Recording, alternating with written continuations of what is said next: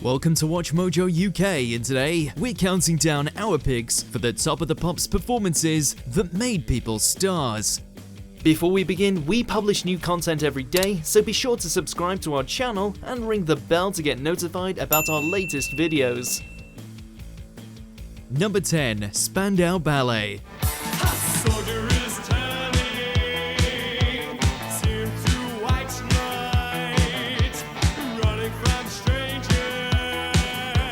When Spandau Ballet got the invite to Top of the Pops back in 1980, they knew that this live appearance could make or break them. Their track, To Cut a Long Story Short, was what they put all their hopes into, but unfortunately, it was floating around at the 89 spot.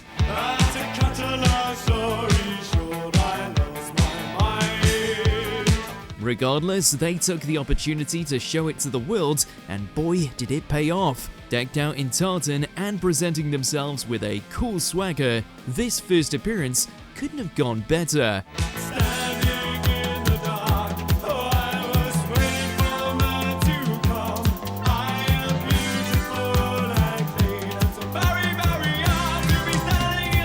And we're not just saying that, as the week later, it made a massive leap in the charts. Number 9, Frankie Goes to Hollywood.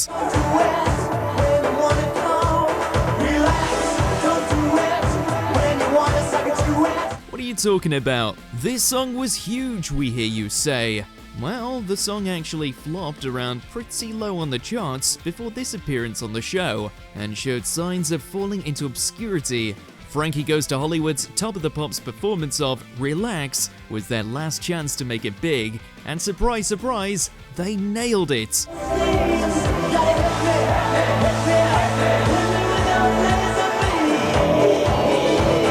Unfortunately, BBC made the boneheaded decision to ban the song after picking up on its sexual tones, but it was already too late for them.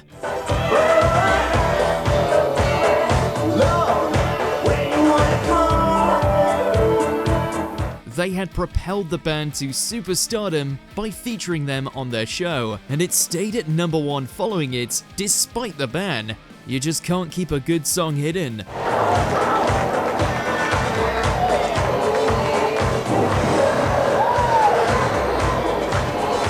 Number 8. Oasis. I'd like to be somebody else and not know where I've been. In 1994, Top of the Pops served as the perfect platform to introduce Oasis to the world. While they had been gaining some traction in the scene thanks to a solid debut at Glastonbury earlier that year, they were still relatively unknown to the masses, but that soon changed after Shaker Maker.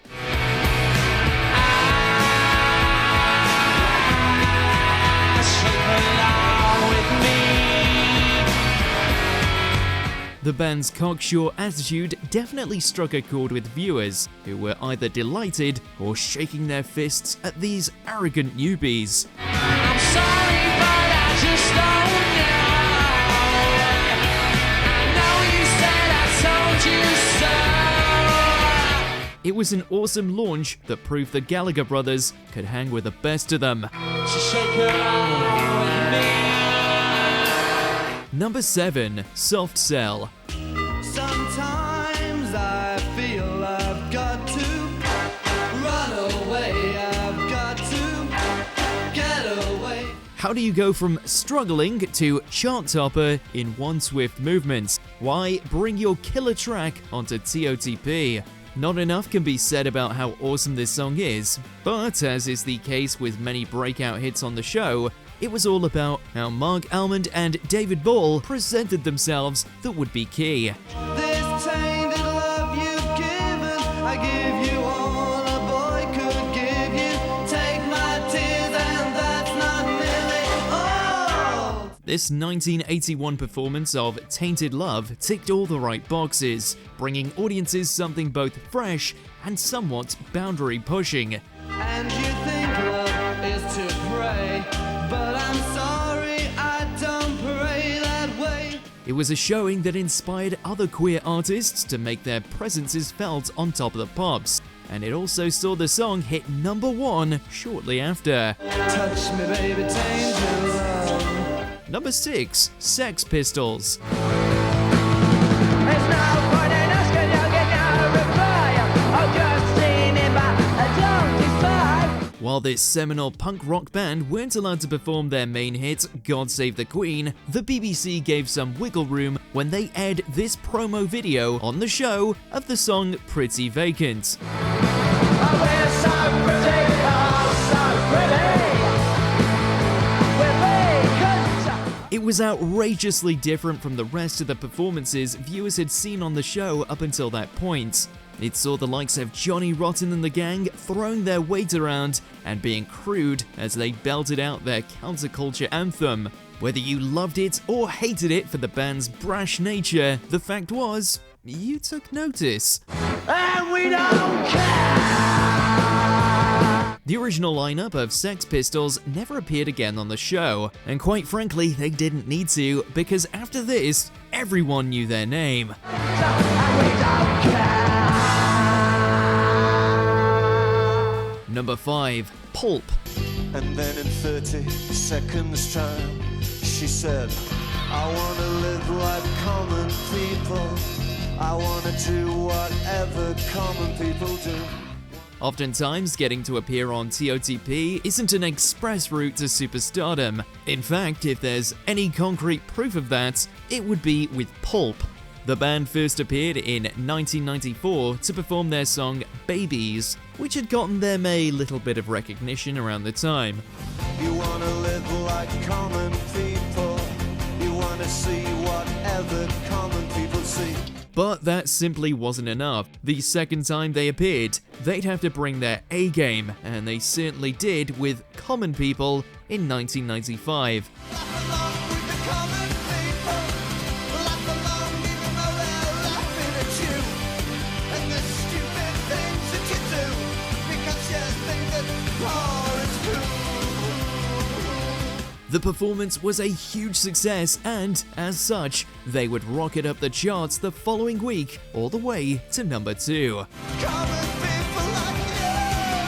La, la, la, la. Number 4, Tubeway Army.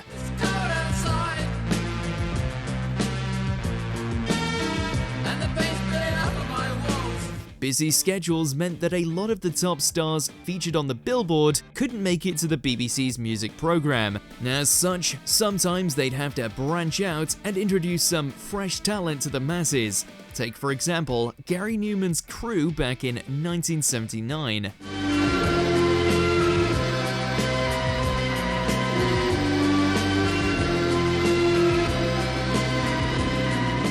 Our Friends Electric wasn't even on the top 40 at the time, but that didn't matter, because after this performance, it was a major hit.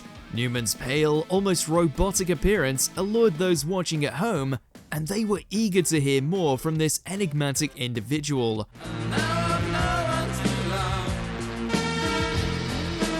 Number 3, Kate Bush. Out of the windy, windy moors, sweet roll and falling green. Who on earth is this young lady with the mesmerizing voice? That was the question on everyone's lips when Kate Bush appeared on Top of the Pops back in 1978, performing the song Wuthering Heights.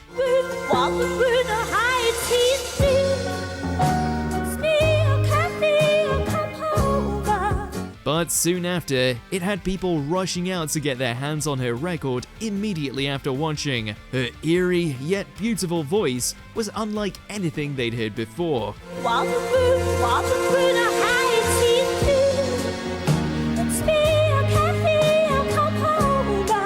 It's truly no wonder that after this breakout performance, Kate would be featured again on the show, and again, and again. Hell, she came back on the show with this song a total of 5 times.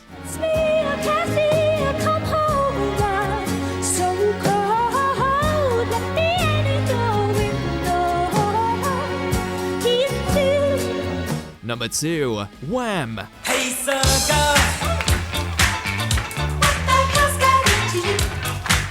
It is absolutely wild to think that without this last-minute swap-in, George Michael might not be the legend we remember him as to this day. When plans with another act fell through the day of this episode, this no-name duo were called in to fill the time. And wow, did they grab the brass ring with this opportunity. Hilariously though, Michael would later look back at the performance with embarrassment, believing it to be gauche. For us though, it's an infectiously positive and high-energy showing that really proved the group had what it took to break into the British music scene.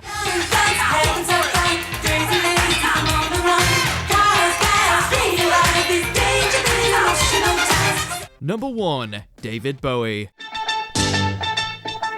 There's a starman waiting in the sky. He'd like to come and meet us, but he thinks he blew our mind. Can you believe there was a time early on in his career that Bowie's rise was losing momentum? Well, that's exactly the case back in the early 70s, despite how well his previous records had performed. Let the children use it. Let the children use it. Let all the children boogie. While bands like T-Rex popularized the glam rock genre on the show, it was Bowie's rendition of Starman in this episode which revolutionized the scene. The killer track, coupled with his wild appearance and onstage physical language, made Bowie an instant superstar. There's a starman waiting in the sky. David Bowie was practically all people could talk about the next day. And well, thanks to this appearance, we'll all likely keep talking about him until the end of time.